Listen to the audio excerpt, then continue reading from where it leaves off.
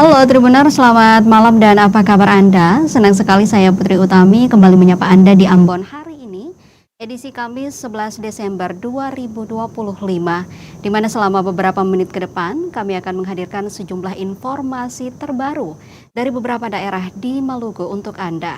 Kita mulai dengan berita pertama. 3 oknum ASN dan guru diduga tipu IRT di Ambon, kerugian capai puluhan juta rupiah. 3 orang yang berprofesi sebagai aparatur sipil negara atau ASN dan guru di Kota Ambon dilaporkan ke Kepolisian Resor Kota atau Polresta Ambon atas dugaan kasus penipuan dan penggelapan. Ketiga terlapor adalah Rita Muskita, seorang ASN Satuan Polisi Pamong Praja atau Satpol PP Kota Ambon, suaminya William Nanlohi, anggota Satpol PP Provinsi Maluku, dan kakak kandung Rita, Rachilda Muskita, seorang guru di SMA 13 Ambon. Laporan pengaduan ini secara resmi dimasukkan oleh korban, seorang ibu rumah tangga bernama Mirnawati Patandung, 33 tahun, ke Mapolresta Ambon pada Jumat 5 Desember 2025. Kepada tribunambon.com, Mirna menjelaskan kronologi kasus ini bermula pada 16 November 2023. Saat itu, ketiga terlapor mendatangi rumahnya dan meminjam uang tunai senilai 20 juta rupiah dengan menjadikan satu unit mobil Toyota Calya bernomor polisi DE 1260 AI sebagai jaminan. Uang tunai 20 juta kemudian diserahkan dan diterima oleh Rachilda dan Rita Muskita. Karena pinjaman tersebut tanpa bunga, Mirna menyetujui mobil jaminan itu digunakan sebagai taksi sewaan. William Nanlohi mengaku akan menjadi sopir taksi dan bersepakat menyetor kepada Mirna sebesar 150.000 per hari. Namun di tengah perjalanan, Mirna baru mengetahui bahwa William adalah suami dari Rita Muskita. Curiga, Mirna kemudian menarik kembali mobil tersebut pada Desember 2023. Masalah kian rumit setelah diketahui bahwa mobil tersebut ternyata masih berstatus kredit dan ditarik oleh pihak Leasing Credit Plus sekitar Februari 2024. Setelah itu Rita kembali meminta Mirna untuk menalangi 1 bulan angsuran lagi senilai 2.850.000. Waktu terus berjalan tanpa adanya pembayaran utang, mobil tersebut akhirnya disewakan oleh Mirna kepada seorang pria bernama Idrus Bugis pada April 2024. Naas, mobil tersebut justru tersangkut kasus kejahatan. Belakangan diketahui mobil itu digunakan untuk tindakan penyelundupan motor ke Pulau Seram, hingga akhirnya disita dan menjadi barang bukti oleh aparat kepolisian. Idrus Bugis pun ditetapkan sebagai salah satu dari 5 tersangka. Mobil itu menjadi barang bukti di tingkat Pengadilan Negeri Ambon. Pada 12 Oktober 2025, Mirna dan Rita Muskita sepakat untuk menjual mobil tersebut. Rita kemudian mengambil mobil jaminan itu dari pengadilan dengan janji akan melunasi seluruh utangnya kepada Mirna dari hasil penjualan. Namun, sejak mobil diambil, Mirna menyebut ketiga terlapor tidak menunjukkan itikat baik untuk melunasi utang. Total kerugian yang dialami Mirna mencapai 37.850.000 dengan rincian pinjaman awal 20 juta dan pembayaran kredit atau talangan 17.850.000. Mirna Patandung sebelumnya telah melaporkan kasus ini ke Polsek Sirimau pada 30 November 2025. Kemudian mediasi antara Mirna, Rita, dan William sempat dilakukan di Mapolsek Sirimau pada 3 Desember 2025.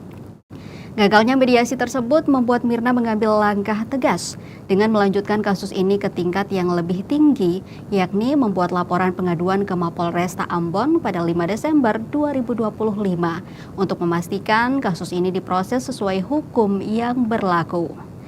Terpisah dari itu, Rita Muskita saat dikonfirmasi tribunambon.com mengatakan bahwa mobil itu diambilnya dari pengadilan dalam keadaan rusak. Rita mengakui kesediaannya mengganti semua uang Mirna asalkan ada tanggung jawab atas kerusakan mobil miliknya. Rita menyebut Mirna keberatan jika harus mengganti rugi kerusakan mobil. Terkait keluhan Mirna yang kaget mengetahui William ternyata suami Rita, Rita tak mengelak tetapi ia menerangkan bahwa suaminya telah menyetor 1 juta kepada Mirna. Lebih lanjut, berdasarkan kesepakatan uang setoran sebesar 150.000 per hari, William menggunakan mobil tersebut untuk menarik taksi selama 20 hari. Namun karena William hanya menyetor 1 juta, maka sisa 2 juta dihitung sebagai utang ke Mirna. Hingga berita ini diterbitkan, tribunambon.com telah berupaya mengonfirmasi William Nanlohi dan Rachilda Muskita, namun belum ada tanggapan.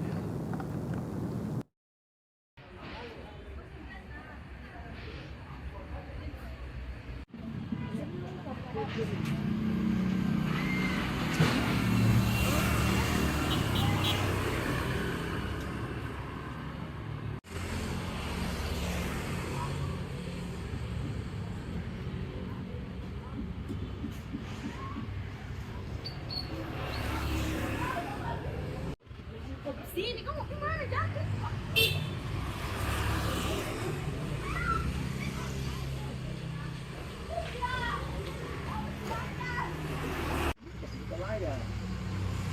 Tapi mana Pak yang tahu orang tua itu waktu kita sini kita bayar itu tapi mama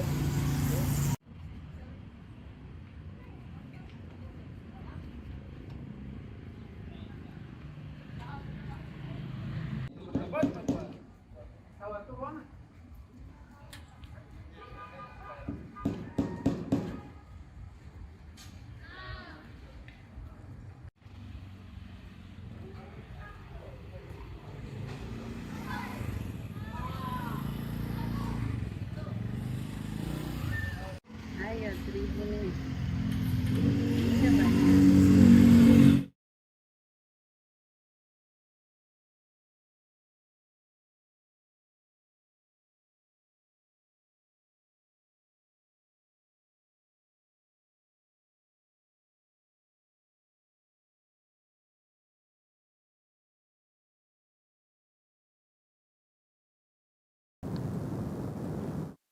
Bantah dugaan penipuan dan keterlibatan suaminya, Rita sebut mobil jaminan rusak parah. Oknum Aparatur Sipil Negara atau ASN Satuan Polisi Pamong Praja atau Satpol PP Kota Ambon, Rita Muskita akhirnya angkat bicara menanggapi laporan penipuan dan penggelapan yang dilayangkan ibu rumah tangga Mirnawati Patandung ke Polresta Ambon. Dalam klarifikasinya, Rita membantah tudingan penipuan dan penggelapan. Ia membeberkan kronologi mobil jaminan utang yang berakhir menjadi barang bukti kasus pencurian motor. Bahkan Rita menuntut balik ganti rugi atas kerusakan mobil tersebut. Rita yang dilaporkan bersama suami dan kakaknya membenarkan adanya pinjaman awal 20 juta dari Mirna. Namun ia menekankan bahwa ia adalah pihak yang dirugikan setelah mobil yang dijadikan jaminan itu melalui serangkaian masalah saat berada di bawah penguasaan Mirna. Rita mengakui bahwa mobil Toyota Calya DE 1260AI sempat berada dalam penguasaan Mirna selama kurang lebih 2 tahun sebagai jaminan dan dipakai untuk mencari nafkah. Rita membenarkan ia tahu mobil itu dipakai mencari uang. Titik masalah krusial bermula saat Mirna menyewakan mobil tersebut kepada seorang pria bernama Idrus Bugis. Mobil tersebut kemudian digunakan oleh sindikat untuk memuat motor curian bolak-balik antara Seram dan Ambon. Hingga akhirnya Idrus ditangkap dan mobil disita sebagai barang bukti. Mobil Rita ditahan sebagai barang bukti selama kurang lebih 7 bulan. 2 bulan di Polres dan 5 bulan di Kejaksaan atau pengadilan sebelum dikembalikan setelah ada kesepakatan untuk dijual guna melunasi utang. Namun saat mobil kembali ke tangannya, Rita mendapati kondisi fisik mobilnya rusak parah. Inilah yang menjadi alasan utama gagalnya penyelesaian utang piutang dengan Mirna. Saat mediasi di Polsek Sirimau gagal, Mirna menuntut agar semua total kerugiannya sebesar 37.850.000 diganti. Rita menyatakan siap mengganti, tetapi menuntut kejelasan atas kerugian yang ia tanggung. Mengenai suaminya, William Nanlohi, anggota Satpol PP Provinsi Maluku yang juga dilaporkan, Rita menegaskan bahwa keterlibatannya hanya sebatas menjalankan peran fungsional. Sebagai sopir, William bertugas menyetor uang hasil sewa harian kepada Mirna.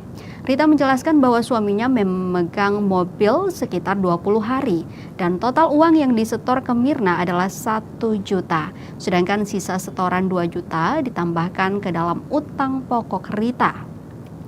Diberitakan sebelumnya Tribuners, 3 orang yang berprofesi sebagai ASN dan guru di Kota Ambon dilaporkan ke Kepolisian Resor Kota Ambon atas dugaan kasus penipuan dan penggelapan. Ketiga terlapor adalah Rita Muskita, seorang ASN Satuan Polisi Pamong Praja Kota Ambon, suaminya William Nanlohi, anggota Satpol PP Provinsi Maluku, dan kakak kandung Rita, Rachilda Muskita, seorang guru di SMA 13 Ambon. Laporan pengaduan ini secara resmi dimasukkan oleh korban, seorang ibu rumah tangga bernama Mirnawati Patandung, 33 tahun, ke Mapolresta Ambon pada Jumat 5 Desember 2025.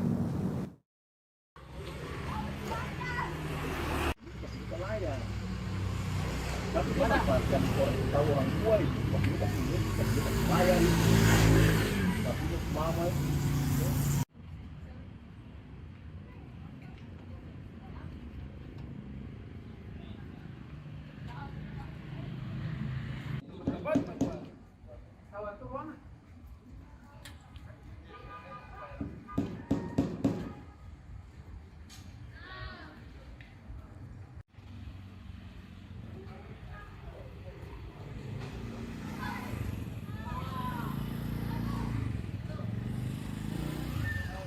Ayo 1000 nih.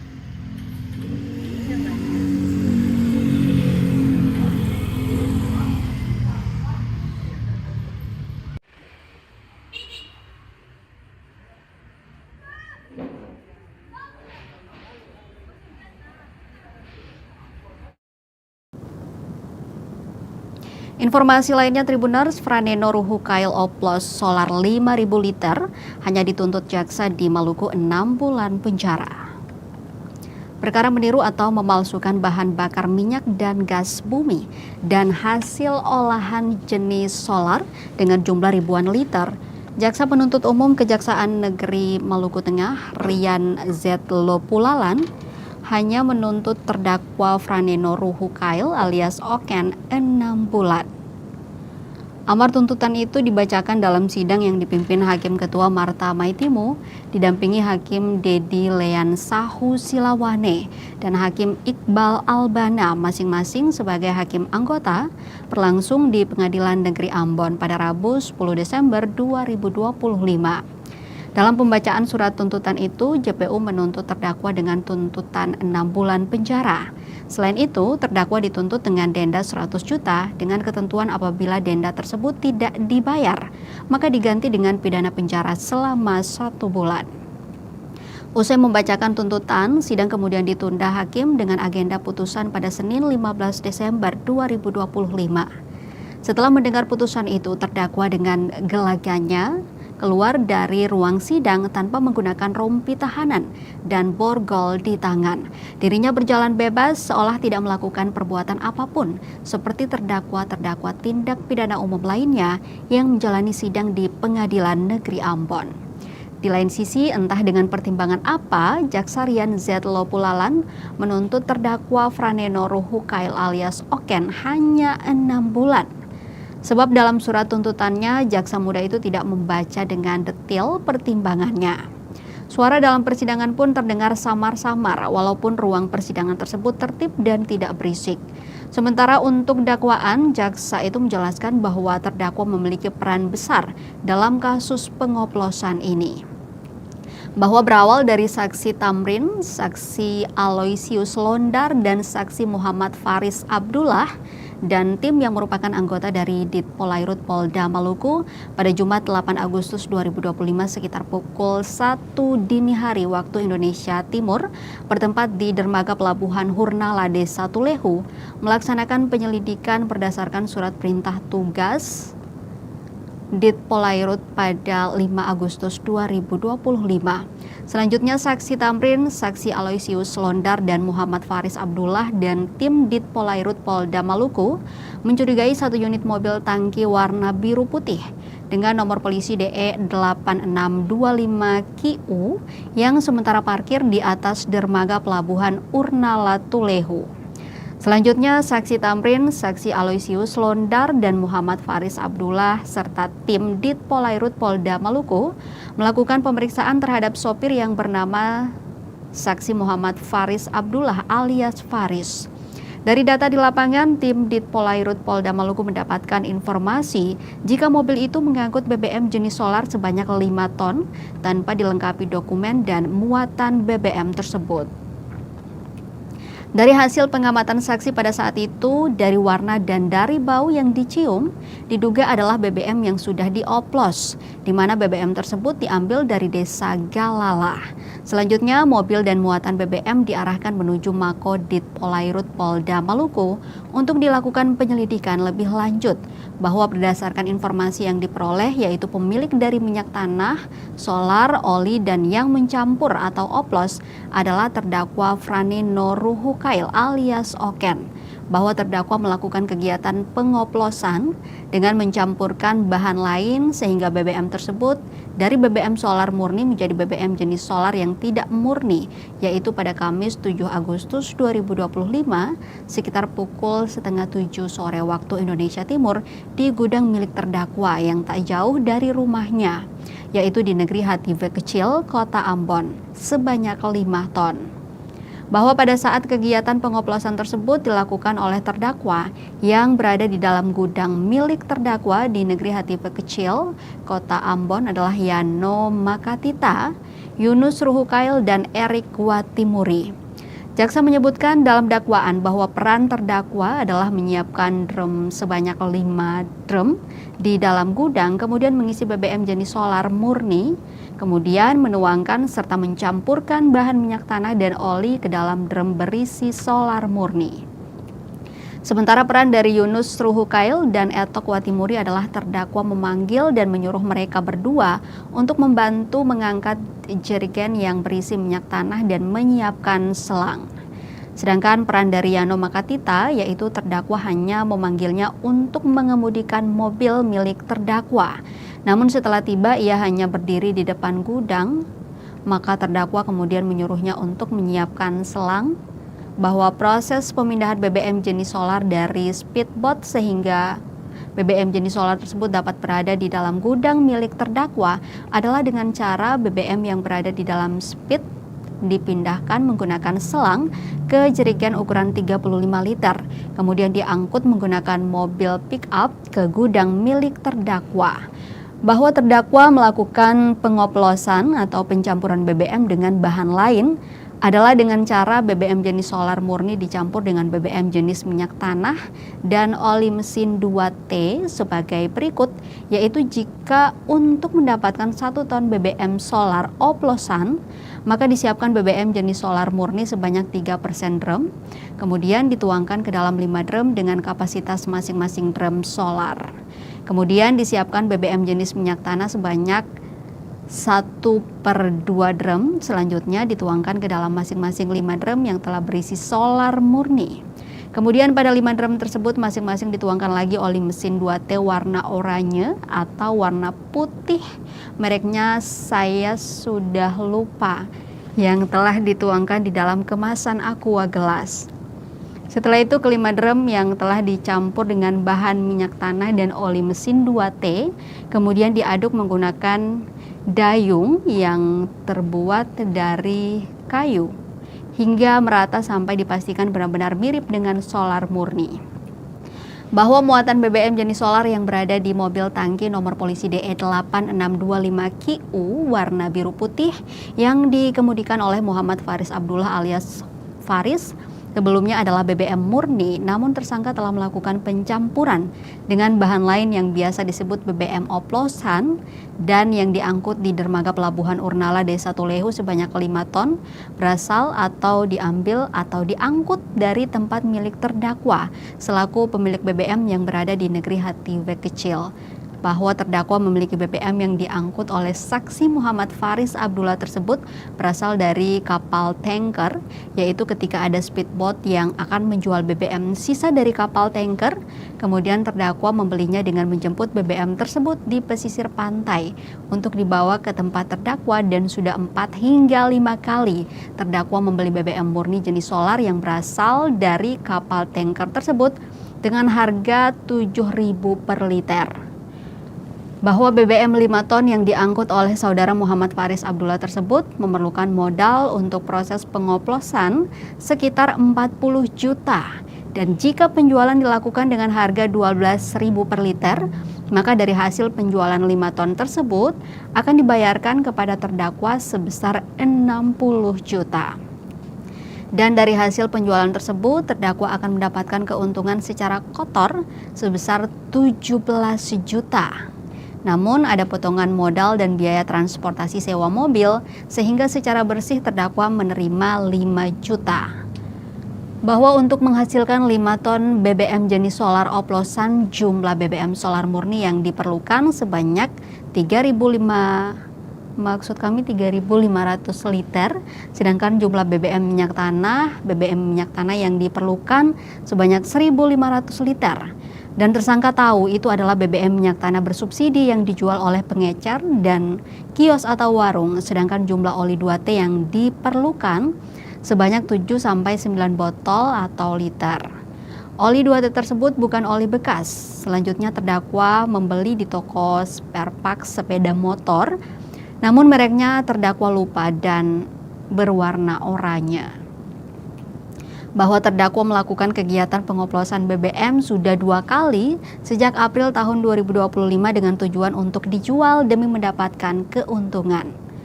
Bahwa lokasi pada saat terdakwa melakukan pengoplosan BBM yang pertama dan yang kedua bertempat di lokasi yang sama, yaitu di gudang milik tersangka di dekat rumahnya di Hatiwe Kecil, dan pola pembayaran dengan cara tunai. Bahwa barang bukti yang disita dari terdakwa Franeno Ruhukail alias Oken, yaitu 1.500 liter BBM jenis solar yang diduga oplos atau pemalsuan, kemudian 1 unit mobil tangki dengan nomor polisi DE 8625QU, 5 drum plastik warna biru ukuran 200 liter, 2 jerigen oli Meditran ukuran 5 liter, 1 gelas air mineral ukuran 220 ml, 1 dayung kayu, 10 jerigen ukuran 30 liter, 1 selang berukuran panjang kurang lebih 17,92 meter dengan diameter 55 mm berwarna kuning, kemudian 1 lembar STNK nomor 148737752E dan 1 lembar pajak kendaraan nomor 00027321 mobil truk tangki Toyota dengan nomor polisi DE 8625OU. Bahwa terdakwa meniru atau memalsukan bahan bakar minyak dan gas bumi dan hasil olahan adalah melakukan kegiatan membuat sesuatu yang tidak sejati atau tiruan, memalsukan produk tidak sesuai dengan spesifikasi produk yang ditetapkan pemerintah karena bahan bakar minyak serta hasil olahan tertentu yang dipasarkan di dalam negeri untuk memenuhi kebutuhan masyarakat wajib memenuhi standar dan mutu yang ditetapkan oleh pemerintah adalah bahan bakar minyak serta hasil olahan yang beredar di masyarakat harus sesuai dengan spesifikasi yang telah ditentukan oleh pemerintah. Hal ini dimaksudkan sebagai perlindungan kepentingan konsumen, kesehatan masyarakat, dan lingkungan. Perbuatan ini terdakwa tahu dan menyadari bahwa perbuatan pengoplosan BBM adalah perbuatan yang dilarang atau perbuatan melanggar hukum. Namun terdakwa tetap melakukan kegiatan pengoplosan BBM tersebut untuk mendapat keuntungan yang besar. Selain itu, terdakwa juga tidak punya izin atau dokumen terkait penjualan pengoplosan BBM jenis solar tersebut. Perbuatan terdakwa diatur dan diancam dalam pasal 54 Undang-Undang Nomor 22 Tahun 2001 tentang minyak dan gas bumi sebagaimana diubah dalam paragraf 5 bidang energi dan sumber daya mineral pasal 40 angka 9 nomor 6 tahun 2023 tentang penetapan peraturan pemerintah pengganti Undang-Undang Republik Indonesia Nomor 2 Tahun 2022 tentang Cipta Kerja menjadi undang-undang. Publik berharap putusan majelis hakim nantinya dapat lebih tegak dalam menegakkan hukum dan pemberantasan kasus-kasus serupa, sebab tindakan oplosan dan tanpa perizinan dapat merugikan pihak lain.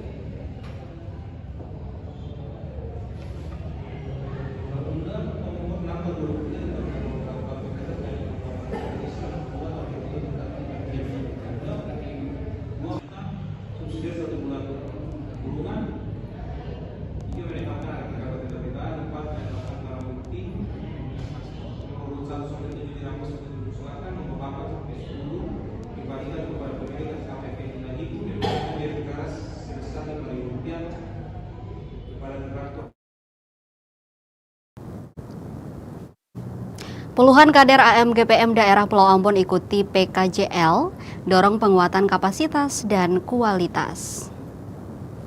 Puluhan kader Angkatan Muda Gereja Protestan Maluku atau AMGPM daerah Pulau Ambon resmi mengikuti pendidikan kader jenjang lanjutan atau PKJL yang digelar selama 2 hari, 11 hingga 12 Desember 2025 di Aula Kantor Klasis daerah Pulau Ambon. Kegiatan dibuka dengan ibadah yang dipimpin Pendeta Heti Noya atau Tupan, sebelum kemudian dibuka secara resmi oleh Ketua Umum Pengurus Besar AMGPM Melkianus Sairdekut.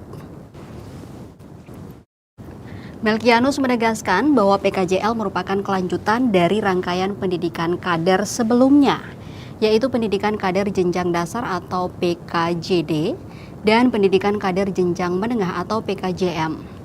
Ia menerangkan selama 2 hari pelaksanaan, peserta akan menerima 10 materi pokok yang disampaikan oleh para fasilitator yang telah disiapkan Pengurus Besar AMGPM. Melkianus berharap kegiatan ini menjadi ruang pembelajaran yang efektif bagi seluruh peserta. Ketua GPM Klasis Pulau Ambon, Pendeta W. Ampi Beresabi, dalam sambutannya menyampaikan apresiasi kepada PBAM GPM yang telah berupaya menyelenggarakan kegiatan penguatan kader ini. Menurutnya, peningkatan kualitas kader tidak hanya berdampak pada organisasi, tetapi juga kehidupan peserta di berbagai sektor. Kegiatan PKJL ini menjadi momentum penting AMGPM daerah Pulau Ambon untuk menyiapkan kader-kader muda yang lebih siap, kompeten, dan berdaya saing dalam menjawab tantangan zaman.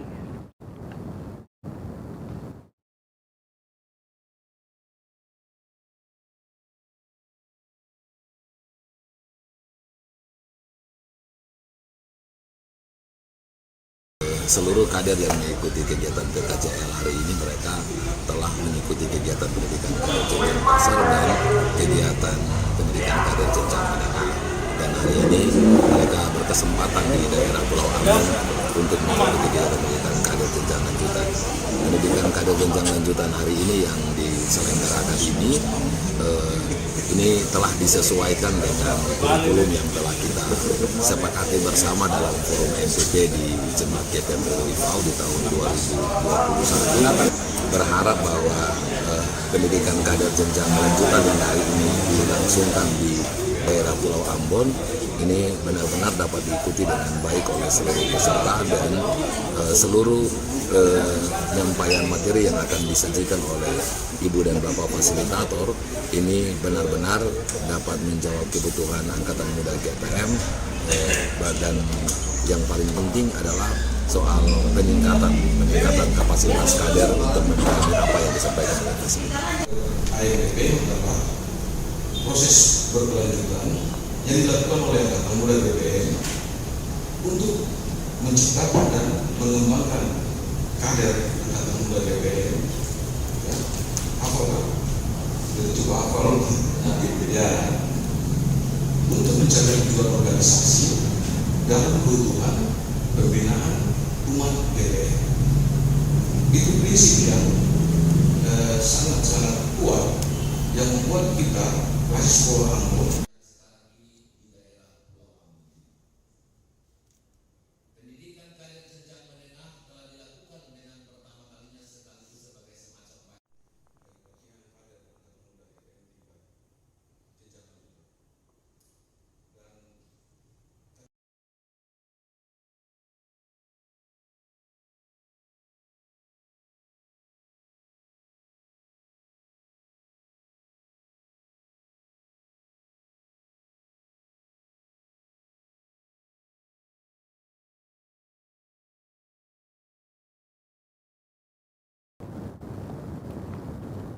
Tribuners Parkiran Pasar Mardika Semrawut, Kadishub Ambon sebut kewenangan ada di Pemprov Maluku. Dinas Perhubungan atau Dishub Kota Ambon menegaskan bahwa area parkir di ruas Jalan Pantai Mardika bukan menjadi kewenangan pemerintah Kota Ambon, melainkan berada di bawah pemerintah Provinsi Maluku. Hal itu disampaikan Kepala Dishub Kota Ambon, Yan Domingus Suitela, dalam keterangannya di ruang Comment Center Balai Kota Ambon, Rabu 10 Desember 2025. Suitela menjelaskan penetapan tersebut mengacu pada SK Wali Kota Ambon nomor 1923 tahun 2024 tentang penetapan ruas parkir kendaraan di tepi jalan umum tahun 2025. Dalam SK tersebut ditetapkan 27 ruas jalan sebagai lokasi parkir berbayar dan Pantai Mardika tidak termasuk di dalamnya. Ia juga menegaskan bahwa sejak September 2024, area parkir di Pasar Mardika bukan lagi menjadi kewenangan Pemkot Ambon.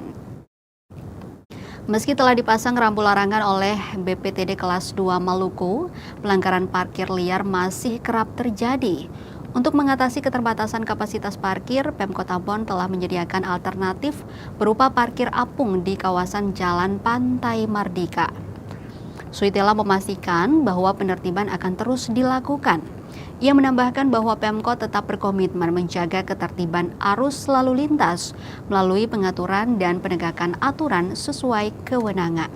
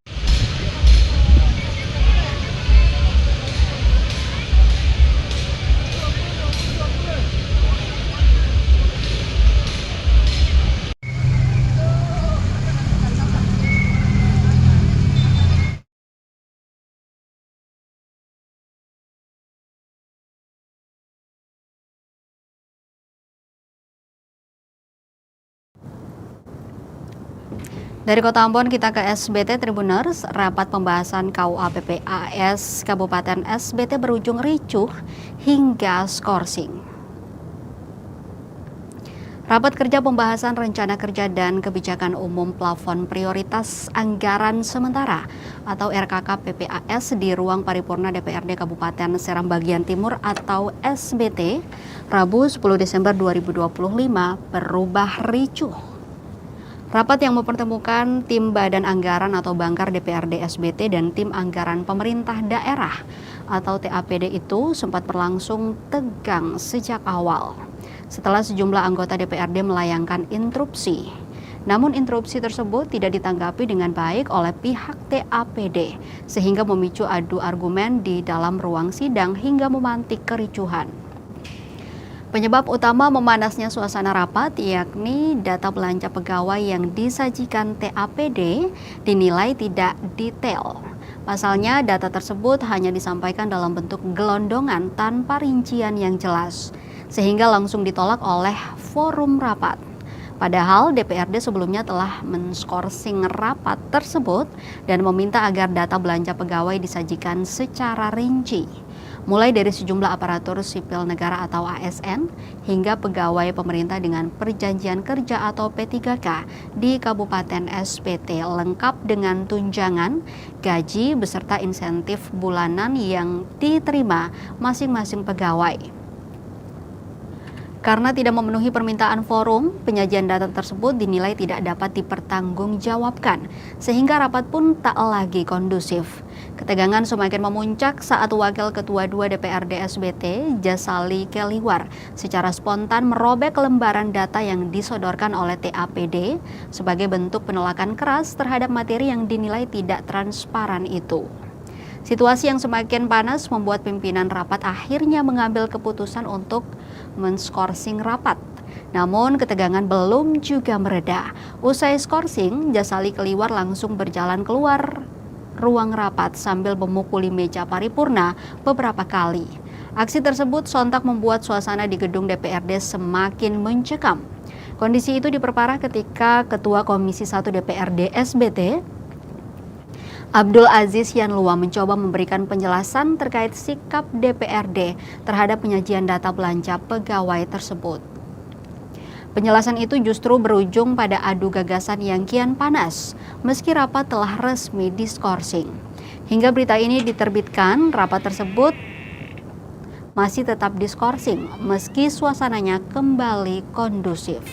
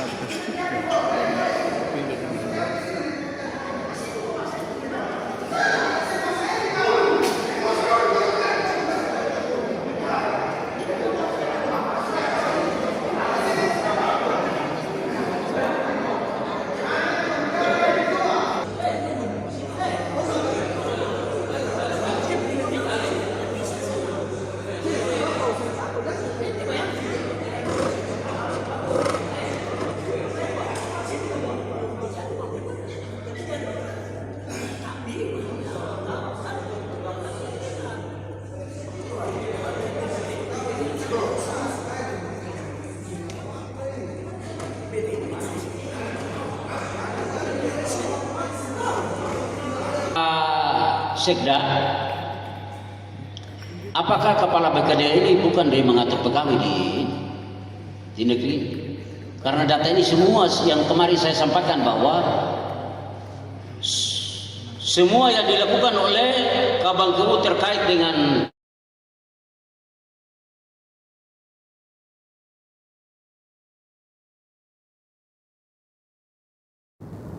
Kita ke berita terakhir Tribuners, dalam 30 menit ratusan pengendara langgar rambu lalu lintas di tanjakan KUA Namlea. Hanya dalam kurun waktu 30 menit, sebanyak 247 pengendara kedapatan melanggar rambu lalu lintas di jalur satu arah Jalan Ahmad Yani, tepatnya di kawasan tanjakan KUA Namlea, Kota Namlea, Kabupaten Buru, Rabu 10 Desember 2025. Berdasarkan pantauan tribunambon.com pukul 5 sore hingga setengah 6 waktu Indonesia Timur, ratusan pengendara roda 2 maupun roda 4 tetap nekat melewati jalur tersebut. Padahal di lokasi sudah terpasang 2 papan rambu lalu lintas yang secara jelas menunjukkan bahwa pengendara dilarang melintas dari arah berlawanan. Mayoritas pelanggar merupakan pengendara sepeda motor, mulai dari anak-anak hingga orang dewasa. Mereka tetap memaksa melintas meski aturan satu arah sudah diberlakukan oleh Dinas Perhubungan. Warga setempat, Firman Sahlat Bual, mengaku kondisi tikungan di kawasan itu memang rawan kecelakaan. Ia menilai rambu yang dipasang sudah sangat jelas, namun masih banyak pengendara yang tidak menghiraukannya. Firmansyah menambahkan biasanya ada petugas dishub yang berjaga di titik awal jalur untuk mengawasi arus kendaraan. Namun belakangan penjagaan itu tidak terlihat.